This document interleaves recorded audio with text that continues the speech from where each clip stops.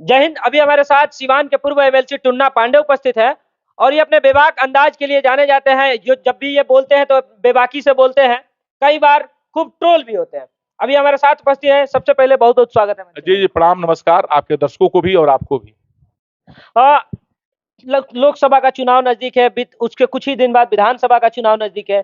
सिवान के आप बहुत कद्दावर नेता हैं और बीजेपी से लगातार जुड़े रहे हैं। क्या लगता है इस बार चुनाव में क्या होने वाला है? जनता की जीत होगी। जनता की जीत होगी। हाँ बिल्कुल। अच्छा, जनता की जीत होगी, पहली सवाल। दूसरी एक चीज बताइए, आप बीजेपी से हैं? कंफर्म है ना? हाँ बीजेपी से? एकदम एकदम एकदम, हमारी गाड़ी देख लीजिए। अच्छा, आप हमेशा कहते हैं कि इसके पहले भी हमारे इंटरव्यू में आप बोले थे कि हिना साहब लोकसभा जीत के जाएंगी, ये भी कंफर्म है? नहीं, लोकसभा नहीं, हिना साहब सदन में जाएंगी। हिना साहब सदन में जाएंगी, हमने ये कहा था। हमने ये नहीं कहा कि लोकसभा जीत कर जाएंगे, हमने कहा कि हिना मैडम सदन में जाएंगी। अच्छा, हिना मैडम सदन में हाँ, जाएंगी। इस बार सदन में जाएंगी। हिना मैडम सदन में जाएगी। क्या लगता है टुन्ना पांडे चुनाव लड़ेंगे? ये तो सिवान की जनता निर्णय करेगी इसका। हिना मैडम लोकसभा राज्यसभा जा रही है अप्रैल में, और उसके बाद सिवान की जनता निर्णय करेगी। सिवान की जनता अगर चुनाव लड़ाएगी तो हम बिल्कुल लड़ेंगे। अच्छा, एक चीज बताइए, तमाम लोग कहते हैं कि टुन्ना जी पांडे जो है बीजेपी में है, उनके भाई जो है राजद में है, उनके पुत्र जो है वो युवाओं के कद्दावर नेता है, वो लोजपा में है। मतलब हर एक पार्टियों से हर एक पार्टी परिवार में हर एक पार्टी के लोग हैं। मतलब इसका क्या? ये तो सौभाग्य की बात है, और सिवान की जनता के लिए सौभाग्य की बात है। ये हमारा सम्मान, सिवान की जनता की सम्मान है कि हर पार्टियों में हम लोग का सम्मान है। हर पार्टी हम लोग को सम्मानित करती है, हम लोग का मान सम्मान देती है, हम लोग का अच्छे ढंग से प्रतिष्ठा देती है। तो सिवान की जनता की गौरव की बात है, ये सिवान की जनता की सम्मान है। ये तो धर्मनिरपेक्ष हमारा देश है, पार्टी निरपेक्ष हमारा घर है, परिवार है। परिवार में अगर 10 सदस्य आपके हैं तो 10 सदस्य आप इंजीनियर पढ़ाइएगा, ऐसा नहीं संभव। आप उनको 10 विद्यालय में डालिएगा, 5 विद्यालय में डालिएगा। हमारा परिवार लंबा चौड़ा है, बड़ा परिवार है।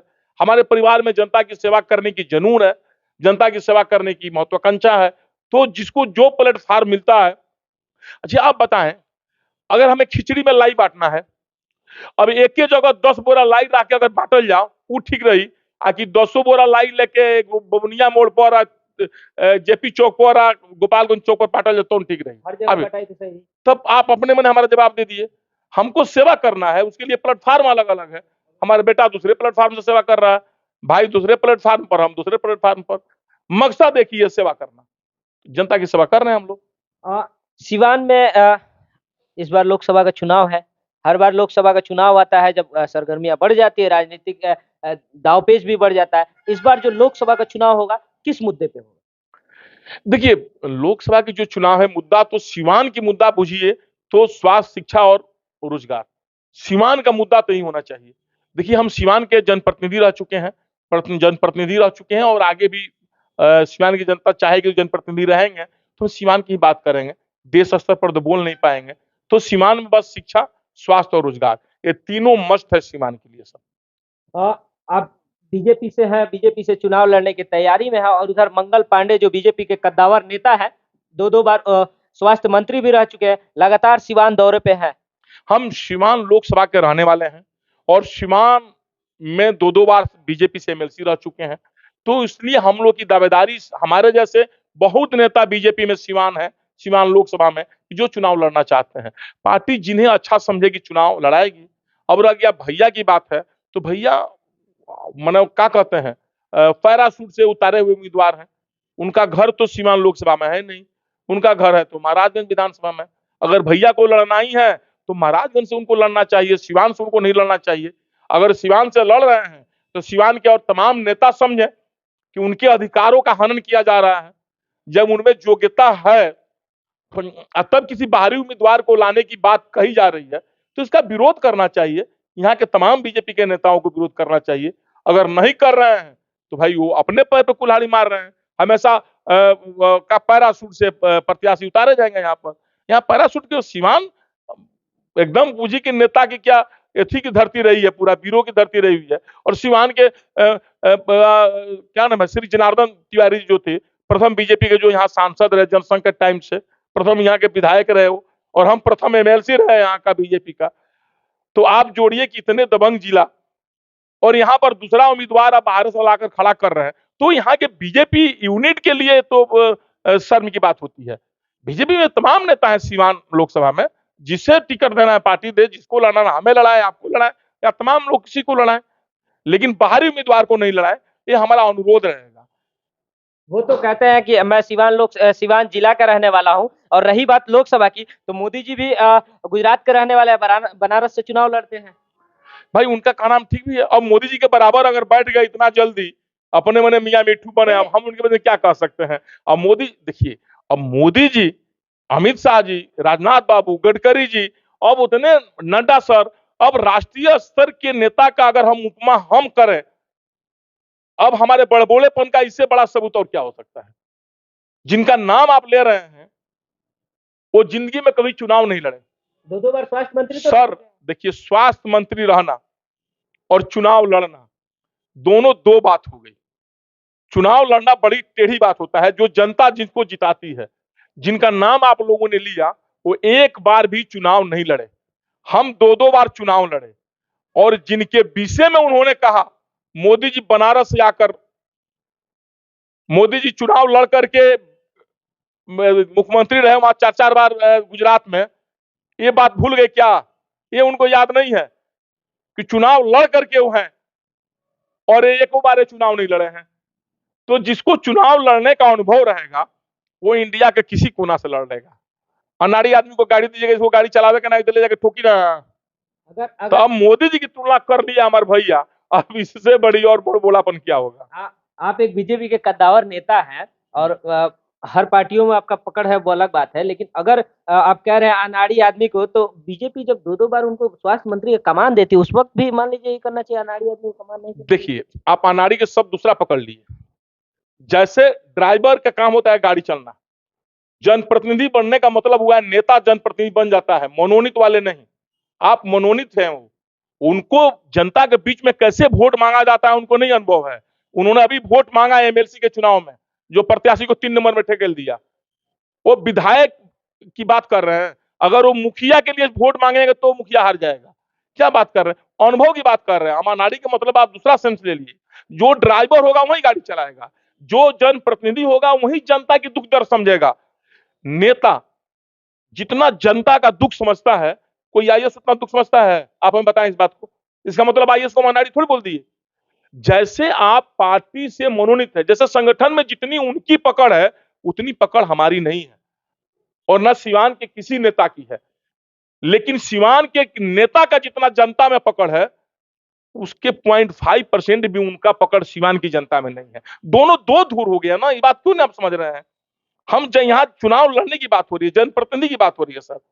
तो जनप्रतिनिधि लायक वो नहीं है सिवान की जनप्रतिनिधि। उनको जनता अभी 6 महीना साल भर पहले की मैं बता दिया उनको, हमने 2-2 बार एमएलसी रहा, हमारे लिए उन्होंने कोई प्रचार नहीं किया। हमारा भाई एनडीए से चुनाव लड़ा, उन्होंने कोई प्रचार नहीं किया, हम लोग जीत गए। अभी जिसके लिए उन्होंने प्रचार किया उनको 3 नंबर में ठेल दिए। अगर वो प्रचार नहीं किए रहते तो जो एमएलसी प्रत्याशी थे एनडीए के, वो इतने सक्षम थे कि वो चुनाव जीत गए रहते, क्योंकि पूर्व में भी वो एमएलसी रह चुके हैं अपने बूते पर निर्दलीय सिवान से लड़ करके। उनको पता है, अभी वो चेयरमैन बने हैं यहाँ पर, आपको पता होना चाहिए, कोऑपरेटिव का। अगर उसमें भी अगर उनसे उनको घुमा दिए रहते ना, तो जमानत उनका जब्त हो गया रहता। आपके मीडिया के सामने कहते हैं उनको 2500 को वोट नहीं मिला रहता, खाली उनको घुमा दिया रहते। तो अपने बूते पर लड़े तो देखिए चेयरमैन बन गए। कहीं ना कहीं वो मंगल पांडे जी, आपके भाई जब एनडीए से चुनाव लड़े थे बड़रिया विधानसभा, उस वक्त आप लोगों का प्रचार नहीं किया, उस चीज का खुन्नस है? नहीं देखिए, बीच में हम तो मंगल भैया के विषय में कभी कुछ बोलते थे नहीं है। हाई तो हम पार्टी हित में बोल रहे हैं बात को। उनको चुनाव लड़ाना, एक सीट कम करना, हम उनके विरोध में कहा बोल रहे हैं भाई। अभी भैया मिलेंगे, आपका हम पैर तो नहीं छुएंगे, भैया का दोनों पैर 10 साल छुएंगे। क्या बात करते हैं? मंगल भैया का सम्मान हमारे दिल में जितना है उतना शायद किसी नेता का होगा। लेकिन अब रह गई जो हकीकत बात की, नेता स्पष्ट बोलना चाहिए। उनको चुनाव लड़ाने का मतलब हुआ एक सीट की कमी करना। एक एक सीट महत्वपूर्ण होता है। क्यों बीजेपी चाह करके भी एक सीट कम करना चाह रही है? तो ये हम कहना चाह रहे हैं, तो हम पार्टी हित में बात कर रहे हैं। तमाम नेता का हकमारी हो जाएगा उनको आने से, चुनाव भी नहीं जीतेंगे और तमाम नेता का हकमारी हो जाएगा। कोई नेता डरे बोलता नहीं है। हमारे में खूबी है कि हम बोल देते हैं, हमें उनसे कोई डर नहीं है। चलिए अभी मंगल पांडे की बात है, आपके राजनीतिक गुरु ओम प्रकाश यादव को कहा जाता है। ओम प्रकाश यादव भी लगातार दौरा कर रहे हैं, जनता के बीच जा रहे हैं। वो भी चुनाव लड़ने के लिए तैयार है एकदम। अगर पार्टी टिकट दे नहीं तो वो निर्दलीय भी चुनाव में आ सकते हैं, ऐसी संभावना व्यक्त की जा रही है। आप भी चुनाव के लिए तैयार है, क्या गुरु और शिष्य एक साथ चुनाव लड़ेंगे? आप देखिए, जिस तरह आपने भैया के विषय में पूछा, उसी तरह हमारे गुरु जी के विषय में आप पूछ रहे हैं। गुरु जी को चुनाव लड़ने का हक है और उनको चुनाव लड़ना चाहिए, क्योंकि पिछले बार उनको टिकट नहीं मिला। ये चला गया था गठबंधन में सीट, तो गठबंधन में चला गया और पार्टी ने उनको कहा कि चुनाव नहीं लड़िए, वो बेचारू चुनाव नहीं लड़े, गठबंधन धर्म का पालन किए।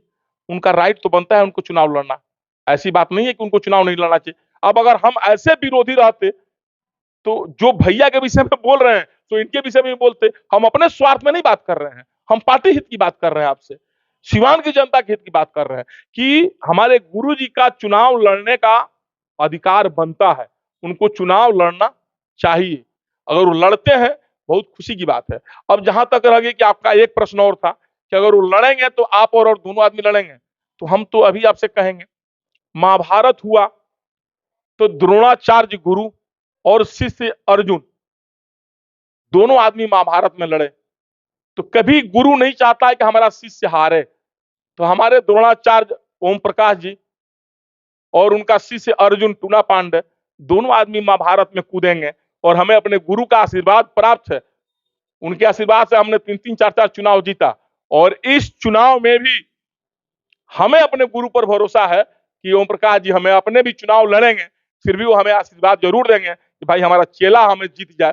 ये हमारा सौभाग्य है, असली गुरु का यही काम है और द्रोणाचार्य की काम करेंगे ओम प्रकाश जी, हमें विश्वास है। आप कह रहे हैं कि असली गुरु का काम है कि शिष्य को आशीर्वाद देकर विजयी रथ पे सवार करना, अच्छी बात है। लेकिन एक शिष्य का भी तो भूमिका होती है, अपना दायित्व तो होता है कि अपने गुरु को जो है ना गुरु दक्षिणा दे।